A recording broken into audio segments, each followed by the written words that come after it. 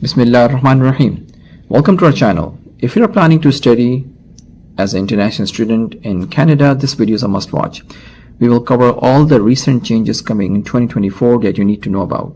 You will also see some scenic videos to avoid getting bored during the video.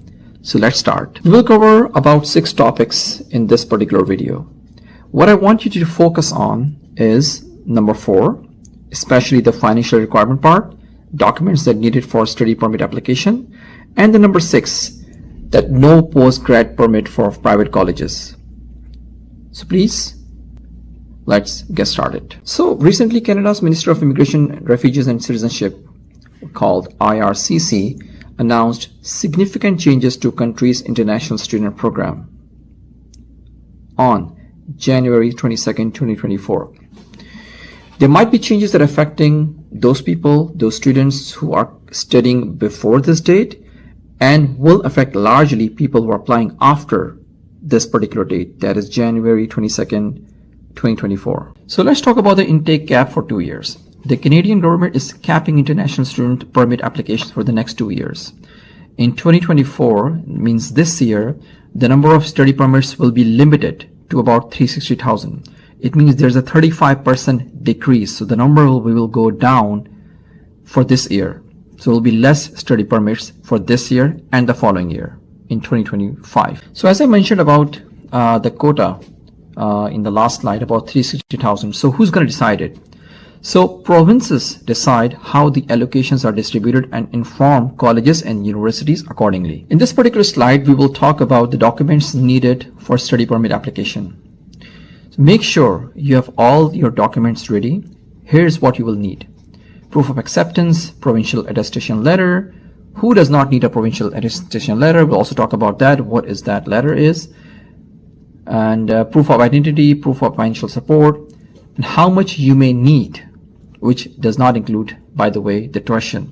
There is another surprise actually coming in the next upcoming slides. Let's talk about proof of acceptance. That's the first step after you apply for a university or college program.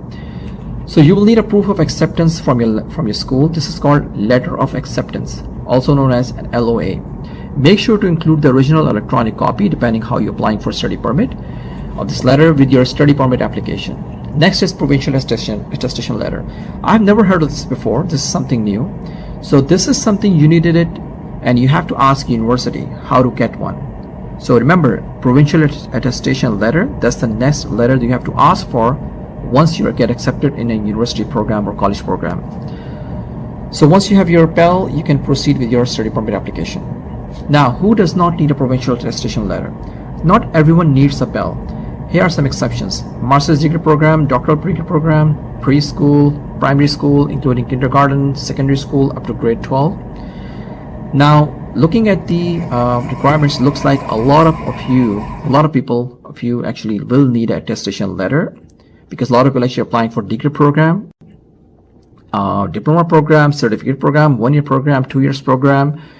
So you eventually will need a provincial attestation letter. Proof of identity. When applying for your study permit, you and each family member who comes with you to Canada must have the following: a valid passport or travel document, 2 recent passport size photos. Make sure these documents are up to date and ready before you apply. Now this is very important. Proof of financial support. It's crucial to demonstrate that you have the financial means to support yourself and your family while in Canada. Here are the accepted proofs of financial support. You can provide one of the following: either bank statement or bank draft, or proof that you have paid tuition and housing fees, or proof of funding paid from within Canada. For more details, check the video description below. How much you need. Now, this is basically specified specifically by the Canadian government. And by the way, this does not include the tuition. So the financial requirement has significantly increased for 2024. Here's what you need to show as proof of funds. If you're coming alone by yourself, you need to prove that you have $20,000 almost for that particular year. And if you're bringing another person, accompanying another person with you, so 2 people can have $25,000. In 2023, now here's the thing. In 2023, the figure was $10,000. now the requirement has doubled. So you need to make sure that you have funds. You can prove that you have either paid for housing, or you're bringing with you, or in terms of bank draft, or you already shown the bank statement. So that will ensure that you have the necessary means to support yourself in Canada. In this session, we'll talk about the spouse work permit after the changes that happen after April 30th, 2024. So starting April 30th, 2024, like this year, your spouse or common law partner may be eligible for open work permit if you have a valid study permit and you are studying in a master's degree or doctorate degree program, participating in an eligible pilot program, or studying in one of the following professional degrees programs at a university. Now here I also wanted to mention important thing, that you will see the list of degrees that mentioned, and I know that a lot of people actually coming will be doing a different programs different than these mentioned in the website. So in the description I'm going to be sharing the link, and you will know that which programs will make you eligible, your spouse eligible to apply for work permit. And unfortunately, a lot of you probably coming, your spouse will not be able to apply for open work permit. So starting May 15, 2024, international graduates from college programs through public-private partnerships will no longer be eligible for a post-graduation work permit. A lot of students will be affected by this particular change. So let's elaborate more on this in next slides, as a lot of students consider this as a condition that, let's say, once they graduate from 1 year, 2 year, 3 year programs, they'll be able to actually get a postgrad work permit, and in that time they'll have enough experience to path towards the permanent residency. So let's elaborate that which fields or which colleges are affected by this particular change.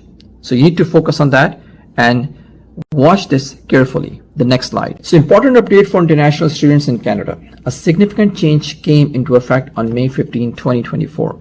Concerning post-graduation work permit, let's break it down. The Immigration, Refugees and Citizenship Canada, IRCC, has confirmed a new policy change.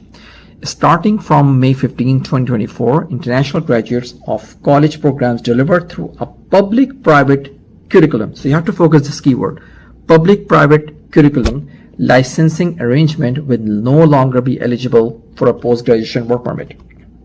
What does this mean?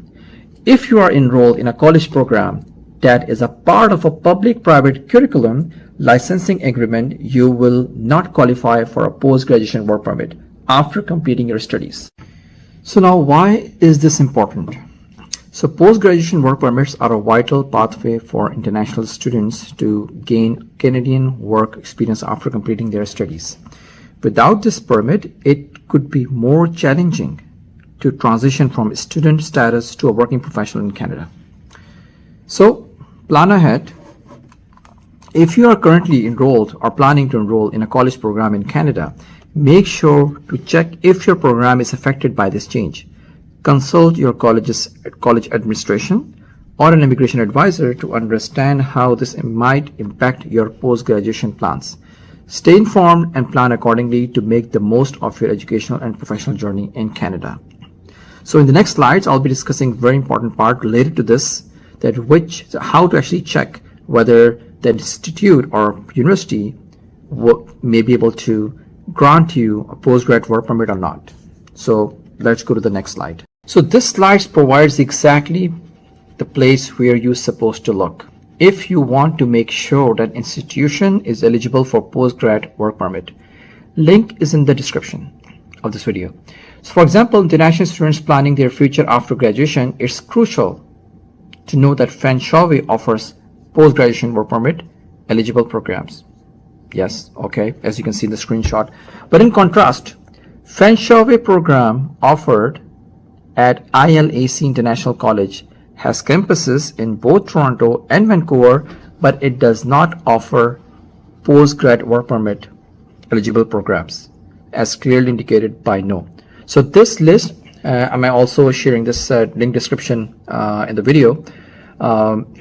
This list actually provides you can select the province, you can select this the name of the college, and it'll give you the exactly the institute or that university or college that eligible for granting the postgrad work permit, like the program that actually allows you to get a postgrad work permit once you graduate from that program or then institute. So I hope you liked the video. Thanks for watching this video on the new changes for international students in Canada in 2024. I hope you found this information helpful as you plan your studies. Just to recap the key points we cover, there is now a 2-year cap on international student admissions with about 360,000 new study permits to be issued in 2024. That's a decrease by 35% compared to 2023. You will need important documents like your acceptance letter, provincial attestation letter, and proof of finances when applying for study permit. The financial requirement has increased to $20,000 per year for one person. So remember, this requirement has been doubled since the last time. So it was $10,000. Now it's actually $20,000 for one person for a year, and that does not include tuition. Starting May 15, 2024, graduates from college programs through public-private partnerships will no longer be eligible for post-graduation work permits. Make sure to check if your chosen institution is on the list of designated learning institutions, DLI, eligible for post-graduation work permits. If you have any questions, please leave them in the comments below. Don't forget to like this video and subscribe to our channel for more updates on studying in Canada. Thanks again for watching, and I wish you best of in your future endeavor. Thank you. Bye.